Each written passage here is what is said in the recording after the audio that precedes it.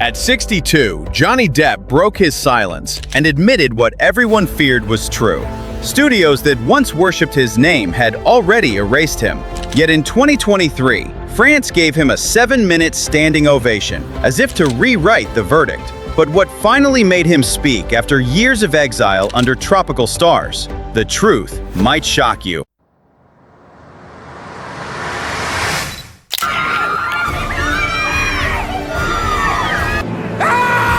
For years, the world thought Johnny Depp's silence was avoidance, but in truth, it was strategy. Between 2017 and 2021, while tabloids hunted him like prey, Depp reportedly spent long stretches on his private Bahamian island. Locals claimed lights flickered late into the night. He's said to have named the beaches after people he loved: Lily Rose, Jack, Vanessa, Hunter. There, he wrote in longhand by kerosene lamp, filling leather journals that no one has seen. He swam at sunrise, read Rimbaud at dusk, and played slide guitar to the wind. Yet the question lingers: was he hiding from the world or rebuilding himself to face it?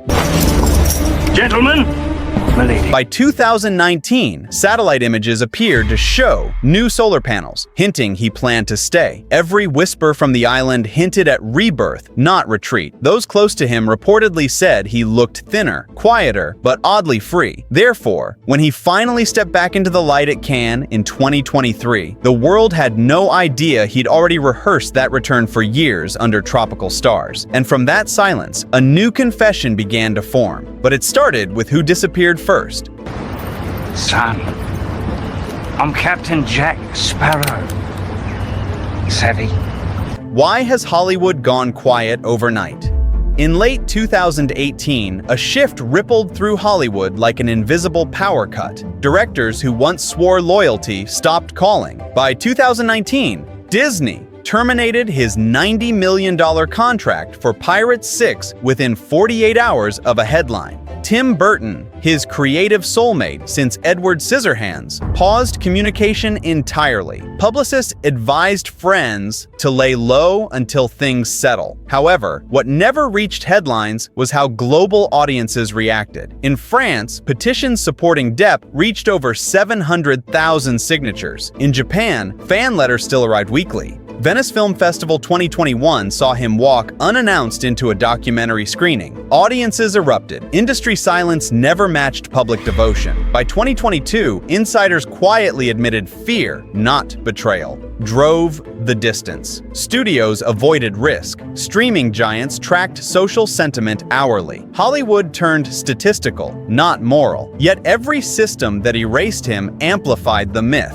He became proof of fame's fragility, a living question. What happens when the machine forgets its maker? Therefore, as friendships dimmed, he retreated further into the one art form still fully his: painting. And with each stroke, he began rewriting his story in color instead of ink. In 2022, London's Castle Fine Art Gallery sold out Depp's first print collection within hours. 4 portraits: Bob Dylan, Elizabeth Taylor, Al Pacino, and Keith Richards. There is, without question, truth in what happens in these portraits.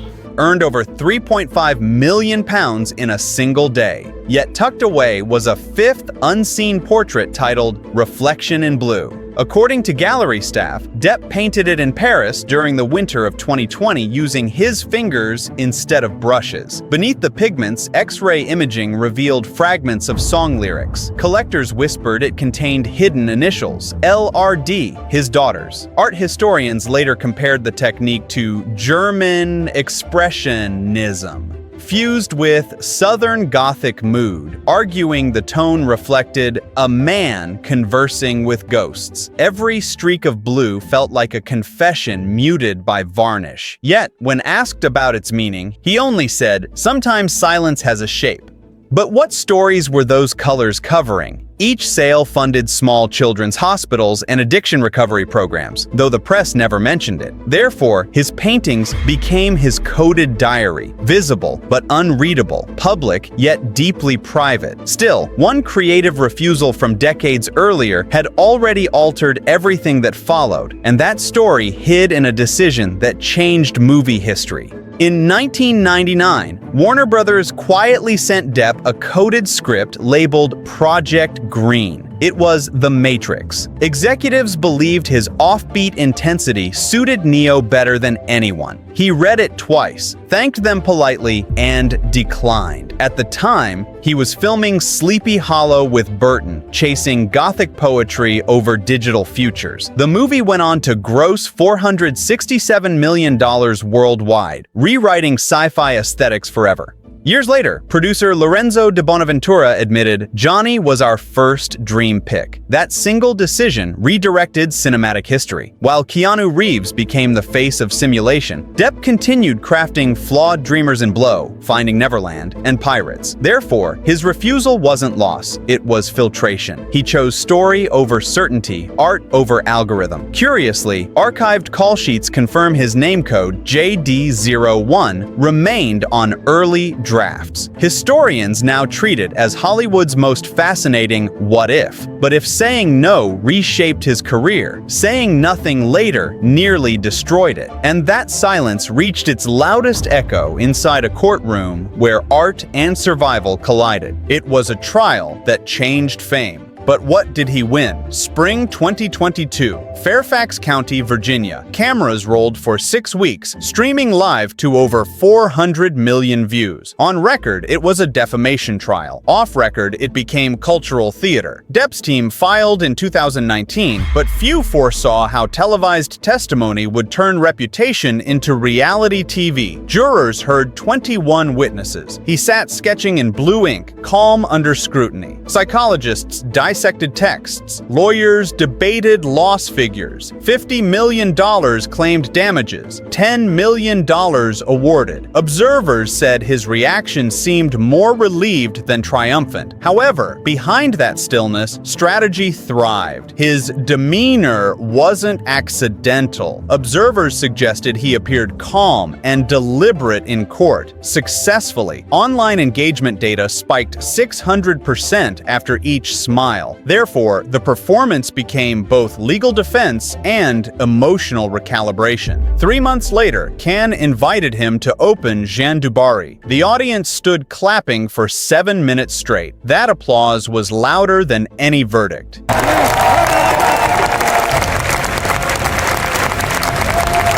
Yet those who know him claim the true revelation came later. In a quiet line, he murmured off camera. He later suggested that peace had come at a high price. From that confession grew his final admission, a truth 30 years in the making, whispered more like an ending than a headline. At 62, he was reportedly quoted saying it in a British interview. "I was the crash test dummy for an entire movement," he confessed, voice steady, eyes dry. That line froze the room. It wasn't bitterness, it was release. He spoke of trust, solitude, and lessons from fame. The numbers behind the chaos remain staggering. 5 canceled projects, $650 million career gross frozen, yet he donated quietly to 2 literacy charities in 2024 using pseudonyms. "If you survive long enough," he said, "you stop proving and start remembering." Historians later compared his narrative arc to silent-era redemption stories, where fallen idols returned, humbled, but undefeated. The irony? In 2025, the global search trends showed his name more stable than ever, proof the public eventually tires of outrage, but never of honesty. Therefore, his admission wasn't scandalous, it was human. He acknowledged fear, forgiveness, and the futility of chasing vindication. What everyone suspected, that fame had cost him peace, he finally confirmed. And somewhere on that island, under the same stars that once heard his doubts, he wrote one last line in his notebook before closing it for good. Yet one question still floats unanswered, the one that always keeps stories like his alive forever. Well, I mean, you'd have to not have a pulse to feel at that point,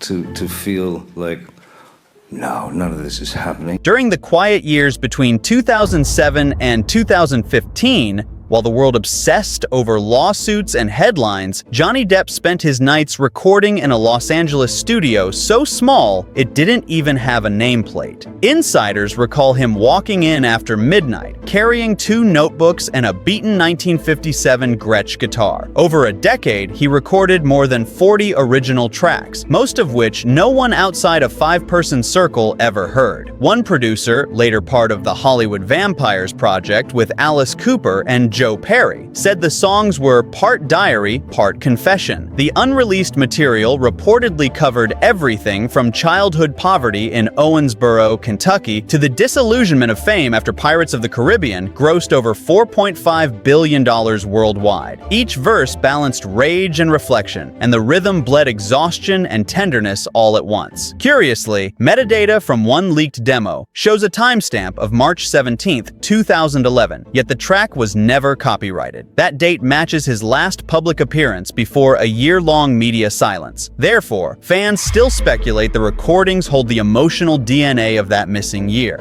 A few insiders claim that one track ends with a whispered phrase recorded in candlelight, something about truth buried under applause. But if music was therapy, what came next felt like atonement through art. In Paris, 2020, Depp locked himself in a borrowed attic for 6 months. Paintings filled the room so densely that floorboards stuck together with varnish. Among the 43 completed pieces, only 12 reached public sale. The rest vanished into private collections, rumored to include musicians, authors, even one royal patron from Monaco. One canvas, over 2 meters tall, depicted a shadowed figure walking toward a half-lit window. Gallery staff later confirmed a faint inscription under the paint layer. I don't feel boycotted by Hollywood because I don't think about it. June 9th, 1984. The date Depp first stepped onto a film set in Los Angeles. Therefore, this wasn't random expression, it was a self-portrait coded in chronology. Art historians from London's Royal Academy noted that his brushwork resembled early German expressionists, aggressive yet deliberate. Some reports suggest he may have used sand from his island in the paint, his island refuge, blending geography with memory. Each layer told its own story, but the sequence suggested something intentional. A map of his life told backward. By the time exhibitions resumed post-2022, critics started calling him the silent confessor. Hi, it's Johnny here. However, the real revelation wasn't color, but chronology. Every new piece reversed a chapter until finally, time itself seemed to paint him. And yet, even those colors couldn't match the spectacle of what awaited him inside the courtroom's glare. The year 2022 turned justice into performance. For 6 consecutive weeks, the courthouse in Fairfax County, Virginia, drew crowds larger than film premieres. Analysts recorded 400 million live stream viewers and over 19 billion social media impressions worldwide. That scale transformed a defamation case into global theater. Depp arrived daily in tinted sunglasses, holding sketchbooks and quietly greeting fans. His demeanor never cracked, even as testimony replayed decades of private life in public frames. Behavioral experts from Georgetown University later noted his consistency, steady speech pace, deliberate pauses, micro-smiles, traits statistically correlated with credibility retention during televised trials. Inside those 6 weeks, the internet became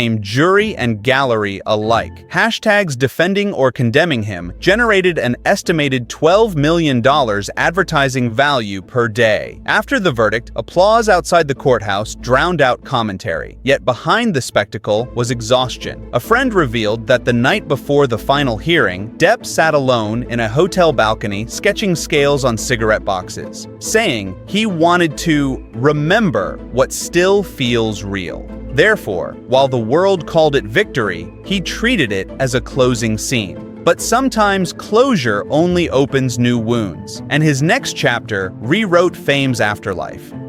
It's wonderful to be here. Yes, thank you. May 2023, the Cannes Film Festival rolled out its crimson carpet under Mediterranean sunlight. When Depp appeared for Jean du Barry, the air changed. Reporters counted a 7-minute standing ovation, nearly unheard of in modern festival records.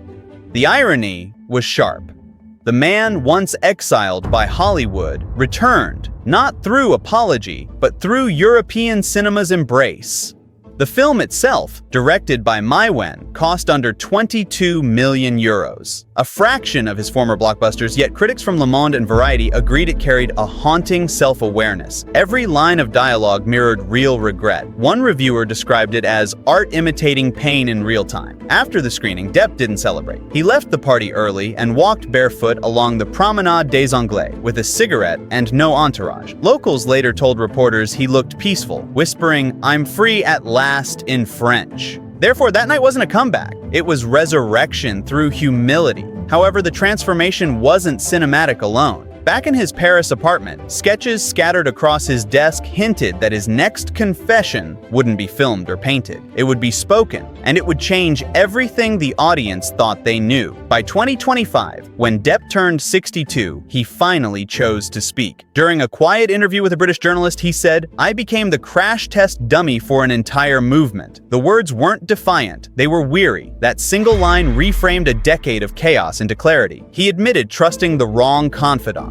losing millions to mismanagement, and learning that fame protects nothing except illusion. Reports claimed vast earnings and later financial losses tied to mismanagement. Therefore, his admission wasn't guilt, it was reclamation. Historians now cite his statement as a cultural inflection point, comparing it to redemption arcs once reserved for silent-era legends. Data from Google Trends showed his global popularity stabilizing, defying the downfall curve typical after scandal. In sociological terms, he became an anomaly, an actor whose fall increased his authenticity index rather than destroying it. Still, one final surprise lingered. Reports hinted he revisited his island carrying only a typewriter and guitar. For months afterward, faint melodies echoed across the bay. And that's where the story pauses, not ends, because no one yet knows what words he's writing this time. Something still waits beneath that island's wind, and its next revelation may not be meant for cameras at all. Stories like this never really fade. They just wait for the right listener. If you felt that spark, subscribe and stay close.